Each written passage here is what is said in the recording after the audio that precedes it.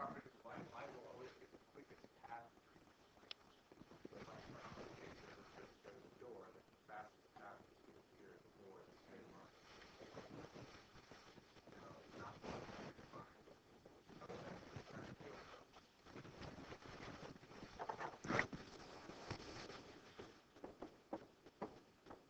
Air is water. If you travel in a straight line, you actually water.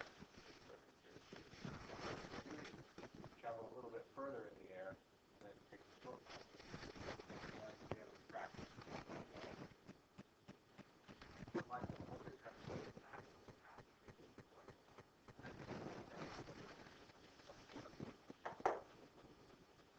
if you reflect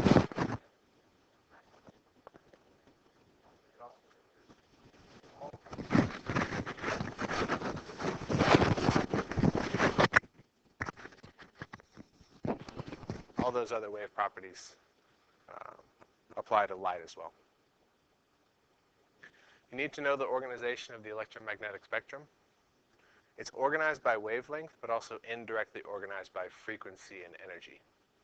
And likely you got this information in chemistry. You guys remember any of it? Maybe a little bit. You need to know the order from longest to shortest, or shortest to longest in whatever way. The longest wavelength would be the radio waves. Now these waves can be miles long, kilometers long, feet long. Then we move down into microwaves, infrared, visible spectrum is right in the middle there, then ultraviolet, X-rays, and then gamma rays are the shortest. Now that's from long wavelength to short wavelength. If you remember, the relationship between frequency and wavelength is an inverse relationship. So as the wavelength goes up, the frequency goes down. In this case, the wavelength itself is going shorter down here. So the frequency is doing the opposite. It's getting higher. It's getting to be a larger value. Energy is related to frequency, so the energy as you go down is also getting higher.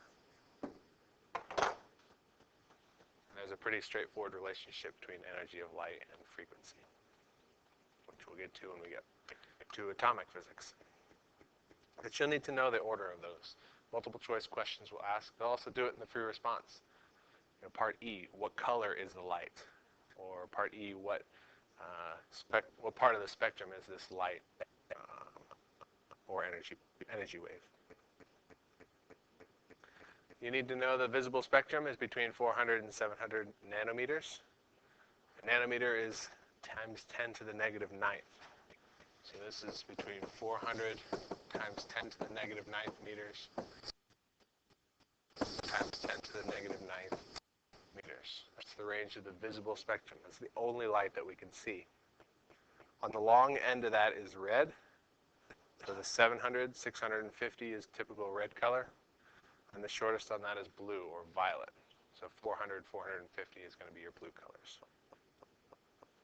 Exactly like the other part of the spectrum, the shorter the wavelength, the higher the energy. So blue is going to be your highest energy visible light, while red is going to be your lowest energy visible light. And like I've been mentioning, we're going to do a lot more with that calculation when we get to atomic physics. Other less intuitive properties of light. Light comes in packets of energy called photons. Now, a photon is massless, but it's affected by gravity. It took us a long time to figure out. In fact, it took Einstein to figure it out. The reason that it's affected by gravity is because space is curved by gravity.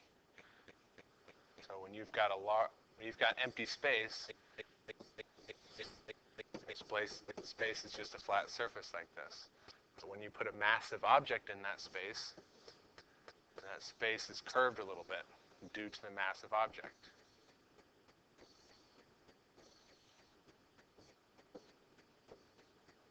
I can't draw this very well. I'm terrible at 3 dimensions. But the space is bent. Like if you stretched a piece of cloth over an empty space and then put a ball in the middle of it, that cloth would bend down. Well, what happens? Light travels in a straight line, so when light hits that, it bends as well. It bends along with the space. So light is affected by gravity even though it doesn't have any mass itself. Strangely enough, the massless particle of a photon also has its own momentum. So you can actually transfer energy via momentum in collisions with photons. Photons also act as waves and particles at the same time. It's a property known as duality. Now, we can't look at them as both a wave and a particle at the same time, but it is both a wave and a particle at the same time. Any experiment can either differentiate between a wave or a particle, but not both. You want to see it as a particle, you shoot a laser beam. You want to shoot it as a wave, you shoot a laser beam through a diffraction grating. Particle, wave, particle, wave, but never at the same time, even though it clearly is both at the same time. Strange property of light. Any questions about properties of light? Those are just facts, but you have to know them. Other things about mirrors. Mirrors undergo a process known as reflection. There are two different types of reflection. Regular reflection is the typical reflection that you'd see off of a mirror. It's a smooth surface, so when the light wave comes in, it goes out at the same angle. This is going to stink, so. Foot powder. So light travels in straight lines, and when it reflects off in a straight line as well. If I increase the angle of reflection increases as well.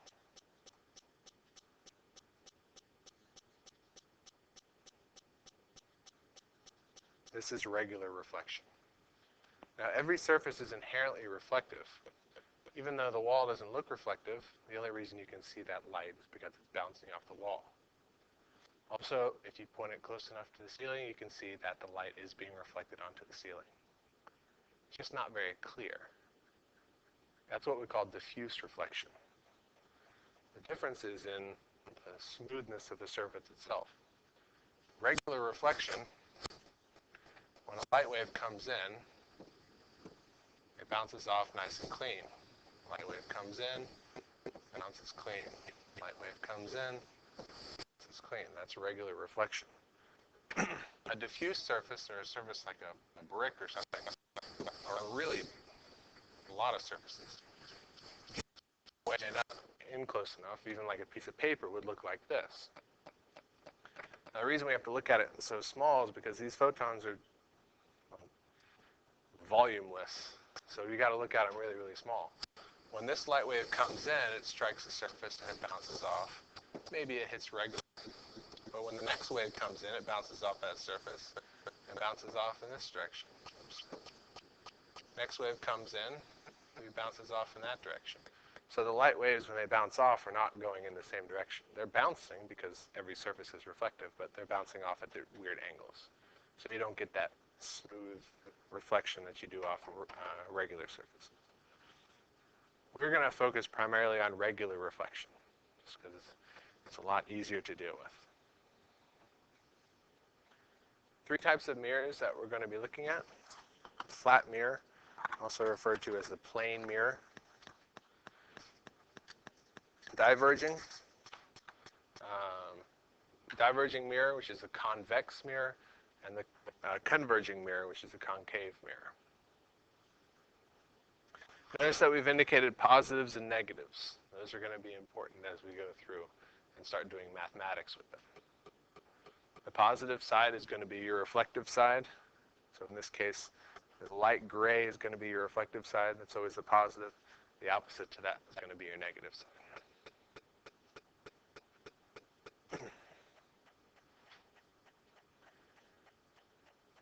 We're going to be doing some ray tracing. So you're going to need a meter stick or a ruler, protractor, straight edge in some way to construct these models. When the AP exam comes around, I will bring you a protractor that you can use for that exam. Anytime that you draw a ray of light, it has to be straight. If you try to freehand it, you're going to lose points for it. Rays are straight lines. We use rays to construct where an image of an object would appear. And we'll get to that in a second. Like we mentioned before, rays don't bend. They don't want to bend, but if they react with something or they interact with a new medium, then they will. So as long as this laser is going to go through the air, there's no weird gravitational effects around, it will travel in a straight line. Now, as soon as it interacts with a new medium, it will bend. So that medium could be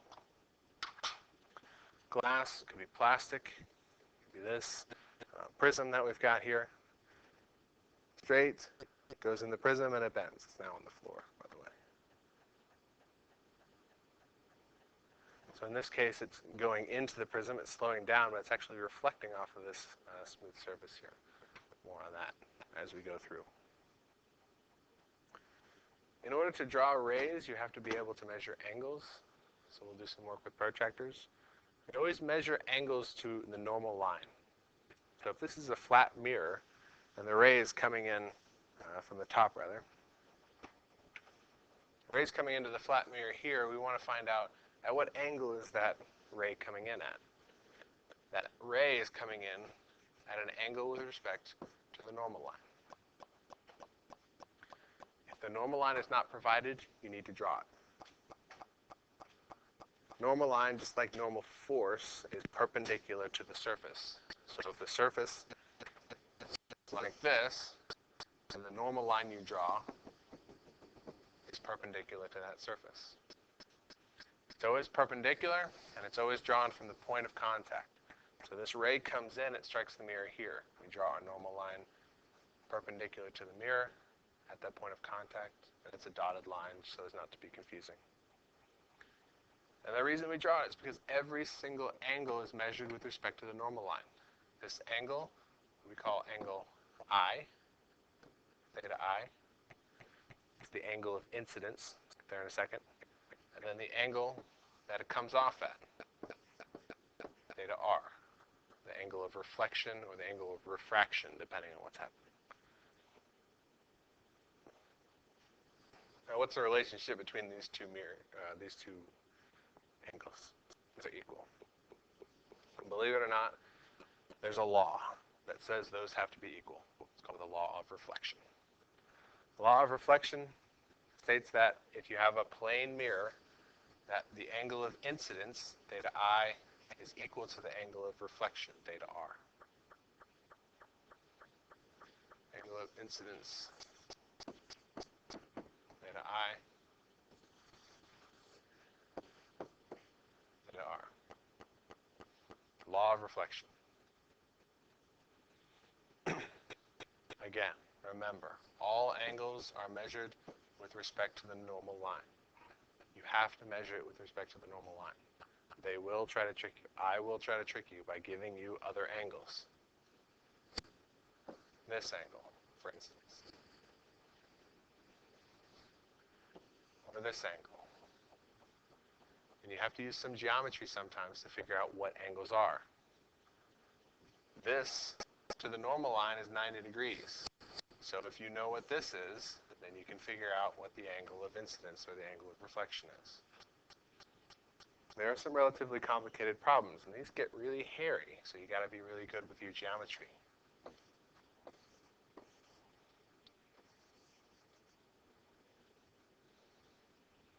If a ray of light comes into a right triangle like that, actually, let's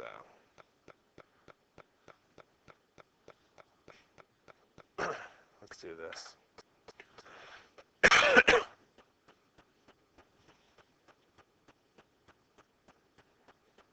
Take your time with the geometry on these. You don't want to miss a question just because you can't do the geometry.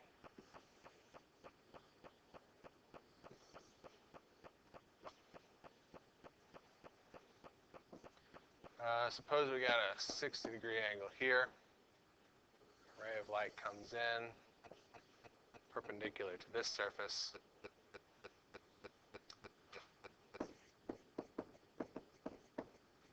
What is the angle of incidence on the opposite surface? Oh. You have to draw a normal line in order to measure an angle of incidence. Now the normal line is perpendicular to this line at the point of contact. So there's your normal line. The angle of incidence is here. What is it? Just start solving angles if you're not sure where you're going here. This is 90. What's that?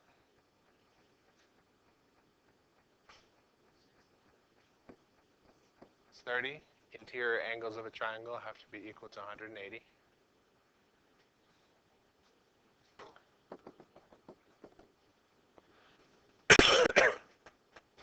What's this angle?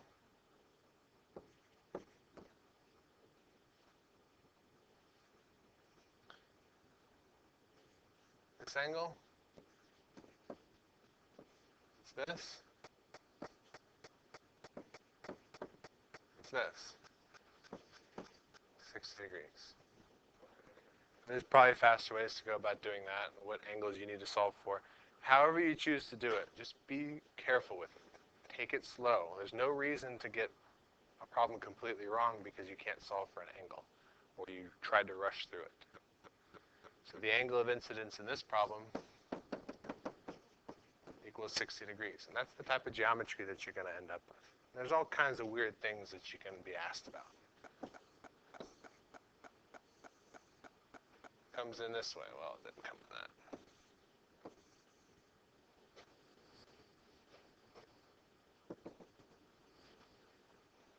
Similar triangles. If you need to, go back and review some geometry, just geometry of triangles and squares, basically. That's all you need to know. But don't miss something because you don't understand the geometry. If we need to, we'll go over some extra. We'll take some extra time and go over it.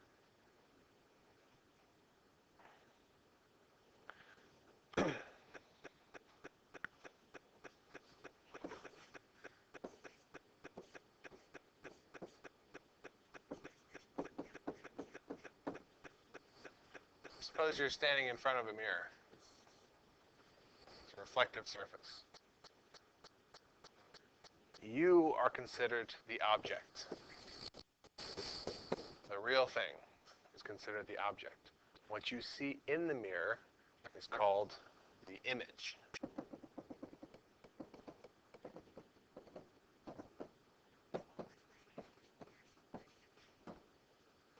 You are the object. What you see in the mirror is the image. So when you put a candle in front of a lens or a candle in front of a mirror and you look at the mirror or you look at the lens and see where is it projected, that's called the image.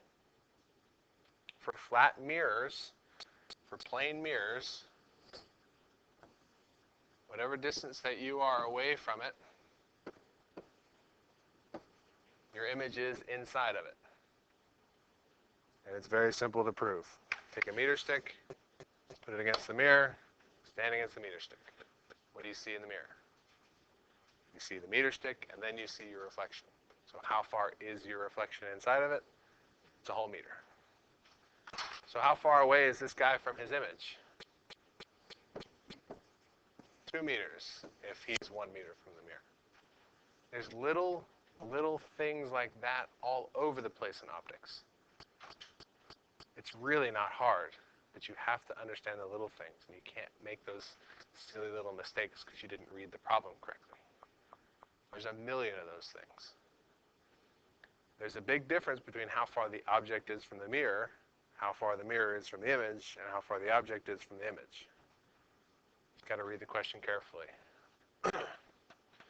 We describe images using this terminology.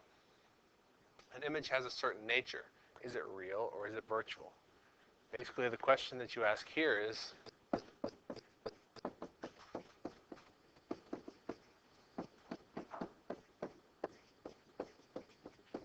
can you catch it on a piece of paper? If you can, then it's real. If you can't, then it's virtual. So in this case, is the image real or is it virtual? If I put a piece of paper where my image is, can I catch the image? Am I going to see the image on that piece of paper if I put it there? Not for a flat mirror. Think about it. The light is originating from me, so it's coming here, and it's hitting the mirror, and it's being reflected back. But the light actually does not travel into the mirror like that. And if there's no light, you cannot catch the image. For flat mirrors, the image is always going to be virtual because light doesn't go through the mirror. Now, a situation where you get a real image, suppose you had a curved mirror. Now the light originates here and it gets bent. We'll go through some of these rules. But you can actually put a piece of paper there and catch the projection. That'd be a real image. We'll go through some of those things. We've got a couple labs to do, and hopefully you'll get some ideas on how to do these. Real or virtual? That's the first way to describe it. The orientation of the image. Is it upright compared to the object, or is it inverted compared to the object? For a plane mirror, what's the image? It's upright. It's the same orientation as the object. For a curved mirror like this, we would see that this image is inverted. So the orientation is the second way. The size of it is the third way. Is it true to size? Is it the same size? Is it enlarged, or is it reduced? Enlarged would be bigger or magnified. Reduced would be smaller or reduced. So 3 ways you can describe an image. And if it asks you to describe the image, you've got to give all 3.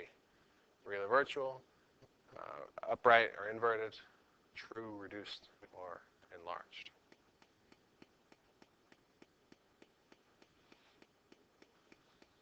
This is an example of ray tracing. The rays originate at the object itself. So the ray comes in, hits the mirror, and it bounces back.